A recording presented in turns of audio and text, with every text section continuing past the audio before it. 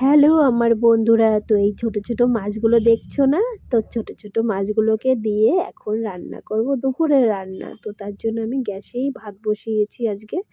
তো আগে ভাতগুলো বসিয়ে দিয়েছি, তারপরে দেখো ছোট ছোট মাছগুলোকে সুন্দর করে ভেজে নিচ্ছি তেল দিয়ে, হলুদ লবণ দিয়ে। তারপরে এদিকে আমি কচুরলতিগুলোকে বেছে নিয়েছি, বেছে নেওয়ার পরে এখন আমি কেটে রেখে দিয়েছি আলাদা করে। তো মাছগুলোকে ভাজা হলে পরেই কচুরলতিগুলোকে রান্না করে নেব।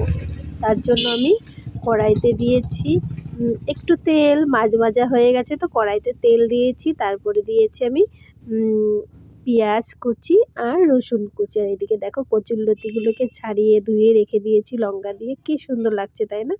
তারপরে এই যে ভাজা হয়ে গেছে পেঁয়াজ আর রসুন, তারপরে দিয়ে দিলাম কচুরলতিগুলোকে দিয়ে এখন এর মধ্যে হলুদ লবণ দিয়ে সুন্দর করে নাড়াচাড়া করে নেব। একটু ভাজা হয়ে গেলেই জল দিয়ে দেব। তো জলটাও দিয়ে দিলাম কচুরলতির ভিতরে। তো জলটা দিয়ে এখন সুন্দর করে ফুটিয়ে নেব। ফুটিয়ে নেওয়ার পরে তারপরে যেই মাছগুলোকে ভেজে রেখেছিলাম, তো সেই মাছগুলোকেও দিয়ে দেবো। তো মাছগুলোকে দিয়ে এখন দেখো কচুরলতি আমার হয়ে গেছে, এখন নামিয়ে নিয়েছি। তো কেমন হলো কচুরলতির রেসিপিটা? তো ট্রাই করে দেখো বাড়িতে আমার মতো রান্না করে, ঠিক আছে?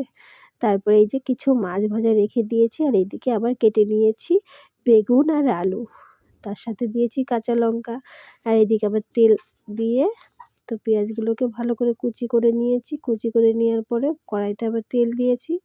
তেল দিয়ে এদিকে আবার পেঁয়াজগুলোকে ভেজে নিচ্ছি। ভেজে নেওয়ার পরে এদিকে আমি বেগুন আর আলুগুলোকে কেটে রেখেছিলাম, সেগুলোকেও দিয়ে দিলাম এর ভিতরে। দিয়ে এখন হলুদ লবণ যা যা লাগবে সব দিয়ে দিচ্ছি। দিয়ে এখন সুন্দর করে এইগুলোকেও ভেজে নেব।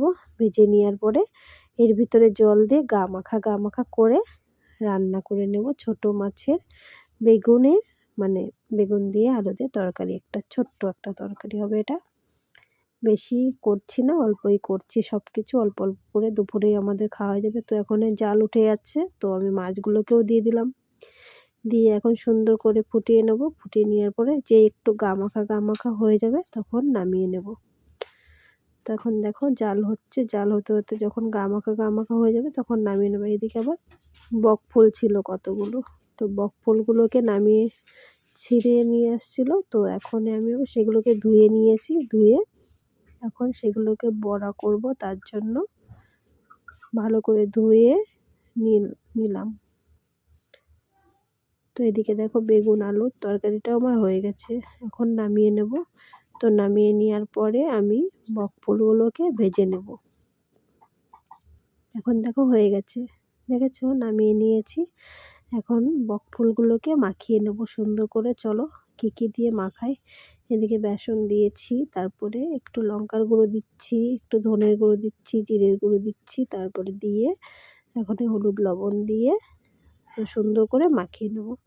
মাখিয়ে নেওয়ার পরে তো কড়াইতে তেল গরম করে দিয়েই ভেজে নেব। ভেজে নেওয়ার পরেই আমার বকফুল বড়াটা ভাজা হয়ে যাবে। তো কে কে খেতে পছন্দ করো বকফুলের বড়া?